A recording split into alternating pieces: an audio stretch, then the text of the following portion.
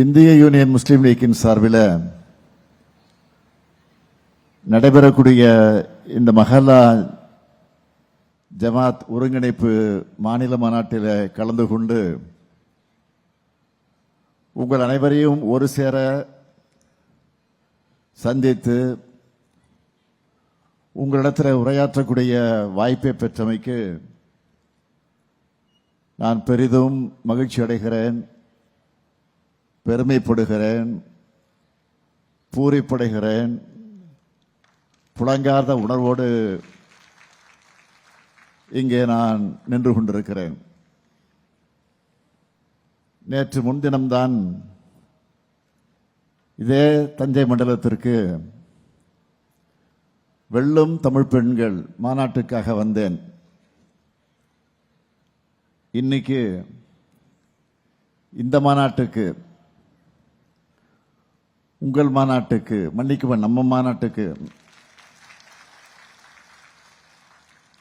வர வச்சிருக்கிறார் நம்முடைய தகைசால் தமிழர் பேராசிரியர் ஐயா காதிர் மொய்தீன் அவர்கள். அவர் எப்ப அழைச்சாலும் நான் வந்துடுவேன். இது வரைக்கும் நான் மறுத்ததில்லை. அவர் ஒவ்வொரு முறையும் இந்த சமுதாயத்தை சார்ந்த ஏதேனும் நிகழ்ச்சிக்கு, விழாவுக்கு, மாநாட்டுக்கு என்னிடத்தில் வந்து தேதி கேட்க வருவார். நீங்கள் ஏன் இவ்வளவு தூரம் வர வேண்டும்? தொலைபேசிகளை அழைத்து உத்தரவிட்டால் நான் வந்து விடுவேனே என்று நான் சொல்வது உண்டு. இல்லை இல்லை, நான் நேரடியாக வந்து கேட்க வேண்டும் என்பதற்காகத்தான் வந்திருக்கிறேன். ஒரு 5-6 தேதியை குறிப்பிட்டு சொல்லுவார். நான் உடனே சொல்வதுண்டு, எந்த தேதி என்று சொல்லுங்கள், இந்த சாய்ஸ் எல்லாம் கொடுக்காதீங்க என்று நான் அவரிடத்தில் உரிமையோடு அதை உறுதி செய்து அதற்கு பிறகு இந்த நிகழ்ச்சிக்கு நான் வந்திருக்கிறேன். இந்த பயணங்களால் ஏற்படுகிற அலைச்சலை விட நீங்க தரக்கூடிய அன்புதான் எனக்கு மிகப்பெரிய மகிழ்ச்சியை, ஊக்கத்தை, உற்சாகத்தை ஊட்டி கொண்டிருக்கிறது.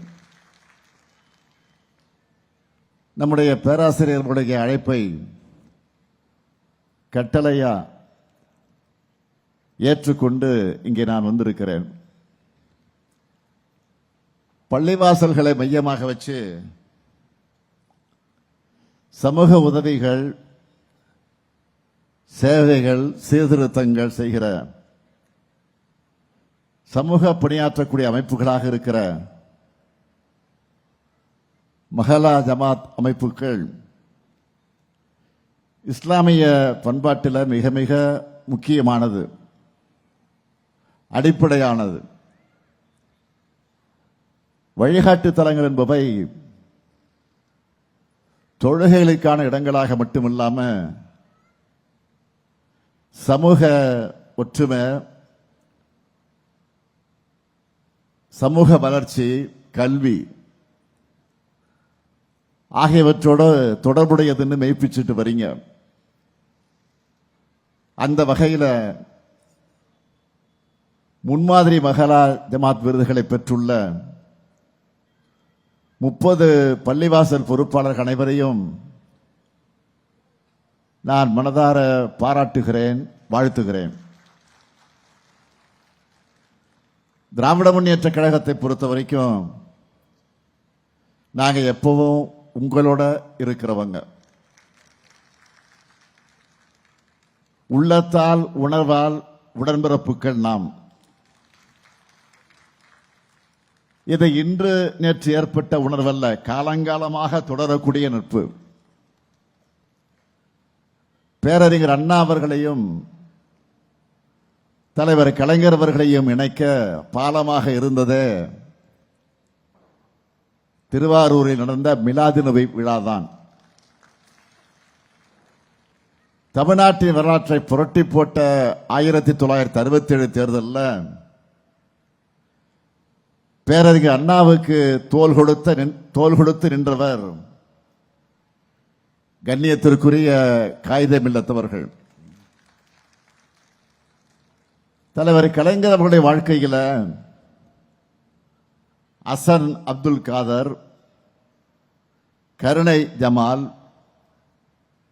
கவிஞர் காமு ஷெரீப், இசைமுரசு நாகூர் அனிபா, அண்ணன் சாதிக் பாட்ஷா, ரஹ்மான் கான் போன்ற ஏராளமான இஸ்லாமிய பெருமக்கள் உற்ற தோழர்களாக உடனிருந்தாங்க. இஸ்லாமிய மக்களுக்காக தலைவர் கலைஞர் அவர்கள் செய்திருக்கக்கூடிய நன்மைகளை, சாதனைகளை, அதில் முக்கியமான சிலவற்றை மட்டும் தலைப்புச் செய்திகளாக சொல்ல வேண்டும் என்று சொன்னால், முதல் முறை ஆட்சிக்கு வந்ததுமே மிலாது நபிக்கு அரசு விடுமுறைன்னு அறிவித்தார். அதிமுக அரசு அதை ரத்து செஞ்சாலும் மீண்டும் ஆட்சிக்கு வந்து அரசாணை வெளியிட்டு விடுமுறை வழங்கினார் தலைவர் கலைஞர் அவர்கள். உருது பேசும் முஸ்லிம்களை பிற்படுத்தோர் பட்டியலில் சேர்த்தார். காயிதே மில்லத் மணிமண்டபம் கட்ட நிதி ஒதுக்கி இடம் ஒதுக்கினார்.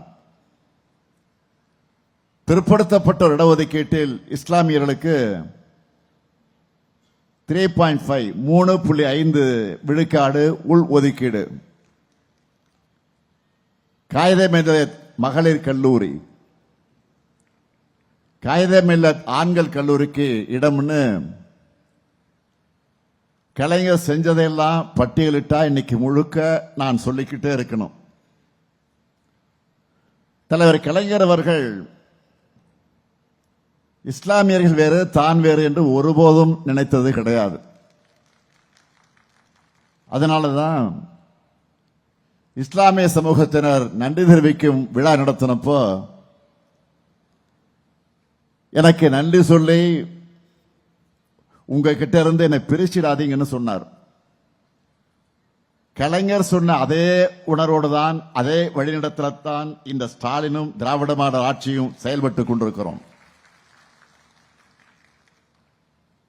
நேரத்தின் அருமையை கருதி இந்த 5 ஆண்டுகளில் இஸ்லாமிய மக்களுக்கு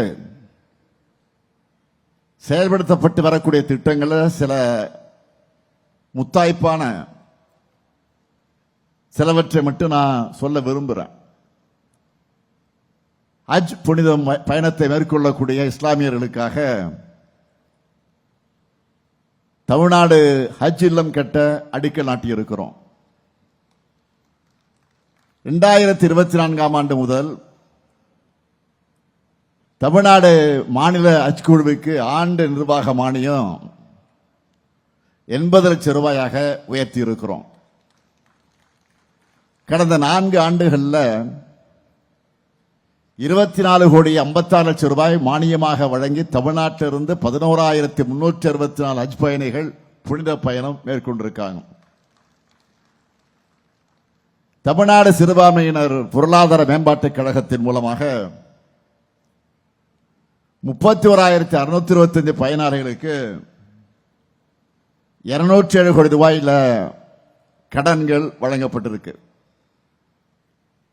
ஒன்றிய அரசு சிறுபான்மையின மாணவ மாணவியருக்கு வழங்கி வந்த கல்வி உதவித் தொகையை ஸ்டாப் பண்ணிடுச்சு, நிறுத்திடுச்சு. அதனால இந்த ஆண்டு 1 முதல் 8ஆம் வகுப்பு வரை அரசு மற்றும் அரசு உதவி பெறக்கூடிய பள்ளிகளை படிக்கிற 1,01,159 முஸ்லிம் மாணவிகளுக்கு 1000 ரூபாய் கல்வி உதவித் தொகை தமிழ்நாடு அரசே வழங்கியிருக்கிறது. தொன்மையான பள்ளிவாசல்கள் மற்றும் தர்காக்களை புனரமைக்கக்கூடிய பணிகளுக்காக இதுவரைக்கும் 10 கோடி ரூபாய் நிதி ஒதுக்கீடு செய்யப்பட்டு 10 தர்காக்கள் இன்றைக்கு மேம்படுத்தப்பட்டிருக்கு. இப்படி இஸ்லாமிய பெருமக்களுடைய வாழ்க்கை சூழலை பொருளாதார நிலையை மேம்படுத்துவதற்காக நம்ம திராவிட மாடல் அரசு நாள்தோறும் சிந்திச்சு செயல்பட்டு வருது. நம்முடைய பேராசிரியர் இங்கே பெருமையோடு குறிப்பிட்டு சொன்னார், கேட்காமலேயே திட்டங்களை வாரி வழங்குறது தான் திராவிட மாடல். இப்போ இந்த மாநாட்டில் தீர்மானங்களை நிறைவேற்றிருக்கீங்க. நான் இந்த மாநாட்டுக்கு வருவதற்கு முன்பே நேற்றைக்கு இந்த மாநாட்டு தீர்மானங்களை மணிச்சுடர் பத்திரிகையில படிச்சுட்டு தான் இந்த மேடைக்கு வந்திருக்கிறேன்.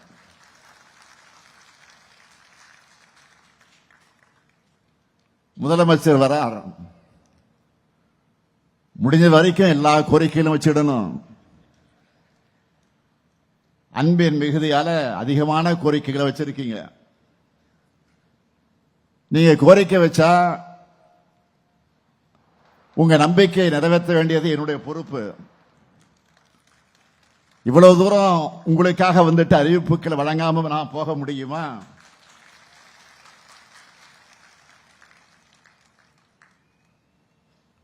அது ஆயிரக்கணக்கானரை இங்க கூட்டி வச்சு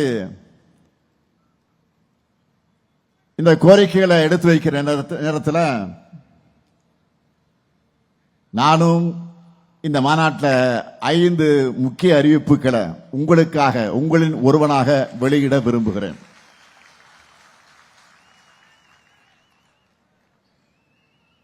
முதலாவது அறிவிப்பு, தமிழ்நாடு வக்ஃப் வாரியத்தில் பதிவு பெற்றுள்ள 1537 உலமாக்களுக்கு 3000 ரூபாய் ஓய்வூதியமும் 44 உறுப்பினர்களுக்கு குடும்ப ஓய்வூதியம் 1500 ரூபாயும் இப்போ வழங்கப்படுது. இனி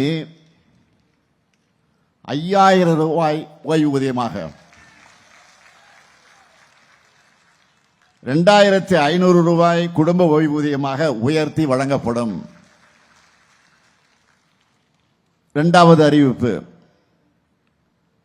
உலமாக்கள் நல வாரியத்தில் 15060 உலமாக்கள் இருக்காங்க.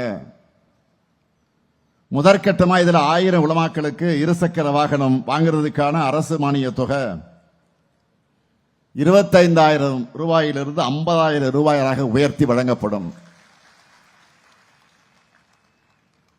மூன்றாவது அறிவிப்பு, ஏற்கனவே சென்னை மற்றும் மதுரையில சென்னை மற்றும் மதுரையில வக்ஃப் தீர்ப்பாயம் செயல்பட்டு வரக்கூடிய நிலையில கோயம்புத்தூர் மாவட்டத்திலும் கூடுதலா ஒரு வக்ஃப் தீர்ப்பாயம் அமைக்கப்படும். நான்காவது அறிவிப்பு, கல்லறை தோட்டம் மற்றும் கபரிஸ்தான்கள் இல்லாத இடங்கள்ல மாநகராட்சிகளால அரசு நிலம் தேர்வு செய்யப்பட்டு அவை அமைக்கப்படும். ஐந்தாவது அறிவிப்பு, அரசு உயர்நிலை மற்றும் மேல்நிலை பள்ளிகள் இருக்கக்கூடிய 10 உருது மொழி ஆசிரியர் காலி பணியிடங்கள் நிரப்பப்படும். இந்த அறிவிப்புகள் எல்லாம் மகிழ்ச்சி தானே? அண்ணன் உங்களை தான் கேட்கிறேன், மகிழ்ச்சி தானே? மகிழ்ச்சி. மீதி இருக்கும் கோரிக்கைகளும் படிப்படியாக ஆனால் உறுதியாக நிறைவேற்றப்படும். அதே போல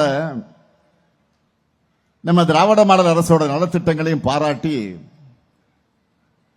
மீண்டும் மீண்டும் திராவிட மாடல் அரசு தான் தொடரணும்னு நம்பிக்கையோட நீங்க போட்ட தீர்மானங்களுக்கும் நான் இங்கே நன்றி சொல்ல விரும்புகிறேன். உங்க நம்பிக்கைய நிச்சயமா உறுதியா இந்த முத்துவேல் கருணாநிதி ஸ்டாலின் காப்பாற்றுவான் என்ற நம்பிக்கையை நான் இங்கே வழங்கிட விரும்புகிறேன். இந்த தீர்மானத்தை ஒவ்வொரு சிறுபான்மை சமூகத்தினரும் பரப்புரை செஞ்சா தங்களுடைய உள்ளத்துல ஏத்துக்கிட்டு இருக்கக்கூடிய இந்த மீண்டும் இந்த திமுகவுடைய ஆட்சி உறுதியாக உருவாகும். இன்னைக்கு நாடு எப்படிப்பட்ட சூழல் இருக்குதுன்னு நான் அதிகம் உங்களுக்கு விளக்க வேண்டிய அவசியம் இல்லை. அதுல இஸ்லாமிய மக்களான நீங்க எப்படிப்பட்ட அச்சுறுத்தலை எதிர்கொள்றீங்கன்னு உலகத்துக்கே தெரியும். இப்படிப்பட்ட நிலையில நான் உறுதியோடு சொல்றேன், இஸ்லாமியர்களுக்கு பாதுகாப்பான மாநிலமாக இன்றைக்கு இருக்கக்கூடிய ஒரே மாநிலம் தமிழ்நாடு தான். அதுக்கு காரணம் திராவிட முன்னேற்ற கழகம். திமுக தான் சிறுபான்மையின மக்களை காக்கக்கூடிய காவல் அரண். அதனாலதான் உங்க உணவு அரசியல், கும்பல் வன்முறை போன்றவை இன்றைக்கு தலையெடுக்காம இருக்கு. இந்த அமைதி சூழல் சிலருடைய கண்களை உறுத்துது. தமிழ்நாட்டில் எப்படியாவது குழப்பம் ஏற்படுத்தலாமான அவங்க போடுற ராஜதந்திரங்கள் எல்லாம் வீணாகிட்டு இருக்கு. அதனால தங்களுக்கேற்ற அடிமைகளாக இருக்கிறாங்களே இடி, சிபிஐ, ஐடி இது போன்ற அமைப்புகளை வச்சு மிரட்டி தங்களுக்கான கூட்டணியா உருவாக்கி மேடையை ஏறி இருக்காங்க. இன்னைக்கு அதிலே துரோகங்களுக்கான அர்த்தமா அகராதைகள்ல இடம் பிடிச்சிருக்கக்கூடிய 10 தோல்வி பழனிசாமி முஸ்லிம்களுக்கு எதிரான தன்னுடைய பயணத்தை தொடர்ந்துகிட்டு இருக்கார். அவரு பழனிசாமியுடைய துரோகங்களை நாம் எண்ணி பார்த்தா சீன பெருஞ்சுவரை போல நீளமானது. அவருக்கு தெரிஞ்சதெல்லாம் ரெண்டு தான். ஒன்னு காலில் விழுறது, இன்னொன்னு கால்கள் வாரி விடுறது. அப்படிப்பட்டவர் முஸ்லிம் மக்களுக்கு எதிராக செஞ்ச துரோகங்கள் எல்லாம் சொல்லணும்னா அந்த பட்டியலும் ரொம்ப பெருசு. 2019 குடியுரிமை சட்டம் நிறைவேற அதிமுக அந்த மசோதாவை ஆதரிச்சது. உறுதியா சொல்றேன், உங்களுக்கு நல்ல ஞாபகம் இருக்கு நினைக்கிறேன், அதிமுகவோட ஆதரவு இல்லைன்னா அந்த மசோதா மாநிலங்களில் தோல்வி அடைஞ்சிருக்கும். ஆனா பழனிசாமி அவர்கள் அந்த சட்டத்தால யார் பாதிக்கப்பட்டாங்கன்னு பாஜகவுக்கு ஆதரவா அதிமேதாவைத்தனமா சட்டமன்றத்தில் பேசினாரு. அவை குறிப்பில் இடம்பெற்றிருக்கு, மறுக்க முடியாது. 2020 அந்த சட்டத்துக்கு எதிராக வண்ணாரப்பேட்டையில் முஸ்லிம் மக்கள் போராடினப்போ தடியடி நடத்தினார். இப்படிப்பட்ட சூழ்நிலையில் திராவிட முன்னேற்ற கழகம் தான் குடியுரிமை திருத்த சட்டத்துக்கு எதிராக கையெழுத்து இயக்கத்தை நடத்தணும். உச்ச நீதிமன்றத்தில் வழக்கு தொடர்ந்தோம். இன்னும் சொல்லணும்னா அப்ப எதிர்கட்சியாக இருந்த நாங்க அந்த சட்டத்துக்கு எதிராக சட்டமன்றத்தில் தீர்மானம் நிறைவேற்ற வேண்டும் என்று வாதிட்டோம், போராடணும். ஆனா பழனிசாமி தலைமையில் இருந்த அதிமுக அரசு தீர்மானம் நிறைவேற்ற மறுத்தாங்க. ஆனா 2021 நாம் ஆட்சிக்கு வந்த உடனே, நான் பொறுப்பேற்ற உடனே குடியுரிமை சட்டத்துக்கு எதிராக தீர்மானத்தை நிறைவேற்றணும். அப்ப கூட அதிமுக அந்த தீர்மானத்தை ஆதரிக்கல. பாஜகவுக்கு பயந்து தங்களுக்கு நேரம் ஒதுக்கலன்னு ஒரு பொய்யை சொல்லி வெளிநடப்பு செஞ்சாங்க. ஒன்றிய அரசு இந்த சிஏஏ சட்டத்தை அமல்படுத்த அறிவிப்பை வெளியிட்டப்போ இந்திய அரசமைப்பு சட்டத்துக்கு எதிரான இந்த சட்டம் தமிழ்நாட்டில் நடைமுறைப்படுத்தப்படாதுன்னு துணிச்சலா அறிவிச்சவன் தான் இதோ இங்க உங்க முன்னால பேசிட்டு இருக்கான இந்த முத்துவேல் கருணாநிதி ஸ்டாலின் தான். சிஏஏ சட்டம் மட்டுமா, முத்தாலாக் தடை சட்டத்தையும் அதிலையும் இரட்டை வேடம் போட்டது அதிமுக. அடுத்து சட்ட திருத்தம், திமுக உள்ளிட்ட எதிர்க்கட்சிகள் நாடாளுமன்றத்திலையும் நீதிமன்றத்திலையும் கடுமையாக போராடணும். பிரதமருக்கு நான் கடிதம் எழுதின, தமிழ்நாடு சட்டமன்றத்தில் தீர்மானம் நிறைவேற்றணும். ஆனா அதிமுகவோட லட்சணம் என்ன தெரியுமா? எங்கே மக்கள் முன்னாடி அம்பலப்பட்டு விடுமோ என்ற அச்சத்தில் அந்த தீர்மானத்தை ஆதரிச்சாலும் தங்களுடைய டெல்லி எஜமானர்கள் கோபிச்சுப்பாங்களேன்னு நாம கொடுத்த கருப்பு பேஜை கூட போட்டுக்காம ஓடி ஒளிஞ்சாங்க. சட்டமன்றத்தில் இந்த நாடகம்னா நாடாளுமன்றத்தில் அன்னைக்கு அதிமுக எம்பி தம்பிதுரை அவர்கள் 11 செகண்ட் தான் பேசினார். 11 செகண்ட். அதுலயும் பக் மசோதாவை நிராகரிக்கணும்னு முழுமையா திரும்ப பெறணும் வலியுறுத்தாம பாஜக அரசிட்ட கோரிக்கை வச்சுட்டு இருந்தார். இப்படியெல்லாம் துரோகம் செஞ்சுட்டு ஒரு கூட்டத்தில் பேசும்போது கூட்டணி தர்மத்துக்கு உட்பட்டு தங்களை கொஞ்சமும் விருப்பமில்லாத சட்டங்களுக்கு ஆதரவு அளிச்சோம்னு பச்சை பொய்ய பேசினார். இப்போ ஒரே மேடையில் இருக்கிற அந்த மக்கள் விரோத கூட்டணிய ஒட்டுமொத்தமா விரட்டக்கூடிய கடமை நம்ம எல்லாருக்கும் இருக்கு, மறந்துடாதீங்க. அதுக்கான வலிமை மதச்சார்பற்ற முற்போக்கு கூட்டணிக்குத்தான் இருக்கு. இஸ்லாமியர்கள் கிறிஸ்தவர்கள் சிறுபான்மை மக்களுக்கு எதிரான அதிமுகவோட சதி எண்ணத்தை நீங்க உணரணும். இந்த 2026 தேர்தலுக்கெல்லாம் தமிழ்நாட்டோட நலனை காக்கக்கூடிய, தமிழ்நாட்டோட நலனுக்கு எதிரான இருக்கக்கூடிய பிரதமர் மோடிக்கும் நடக்கக்கூடிய தேர்தல் மறந்துடக்கூடாது. நான் அதனாலதான் சொன்னேன், இந்த தேர்தல் என்டிஏ வெர்சஸ் தமிழ்நாடு. பாஜகவோட கூட்டணி ஆட்சி அமைஞ்சா, தமிழ்நாட்டில் அமைஞ்சா அது வளர்ச்சி அடைந்த தமிழ்நாட்டை நாசப்படுத்திடும். ஆனா அதை தடுக்கிற துணிச்சலும் தைரியமும் திமுக கூட்டணிக்குத்தான் இருக்கு. எனவே திராவிட முன்னேற்ற கழகத்துடைய தொண்டர்கள் வீதி வீதியாக வீடு வீடாக பரப்புரையை தொடங்கிட்ட மாதிரி நான் உரிமையோடு உங்களிடத்தை கேட்க வந்திருக்கிறேன். இந்திய யூனியன் முஸ்லீம் லீக் தோழர்களும் உடனடியாக தன்னுடைய பரப்புரையை தொடங்க தயாராகுங்க.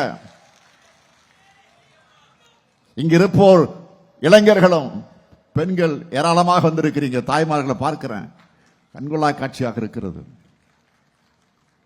ஆக இளைஞர்கள், பெண்கள் உள்ளிட்ட அனைவரும் விழிப்புணர்வு ஏற்படுத்தணும். யார் நம்மை காப்பார்கள், யார் நம்மை வளர்ப்பார்கள், யார் நமக்கு உரிமையை பெற்றுத் தருவார்கள் எடுத்து சொல்லணும். நாம ஒற்றுமையா இருந்தா எந்த சூழ்நிலைகளும் தமிழ்நாட்டுடைய வளர்ச்சியை சீர்குலைக்க முடியாது. சுயநலத்துக்காக தமிழ்நாட்டோட நலனை அடகு வச்சிருக்கக்கூடிய அடிமைகளுக்கும் அவங்களுக்கு கட்டளையிடுகிற டெல்லி எஜமானர்களுக்கு புரிகிற மாதிரி உறக்க சொல்வோம், உறுதியோடு சொல்வோம். தன்மானமிக்க தமிழ்நாடு தலைகுனியாது, ஒருபோதும் அடிபணியாது. தமிழ்நாடு போராடும், தமிழ்நாடு வெல்லும், வெல்வோம் ஒன்றாக. நன்றி, வணக்கம்.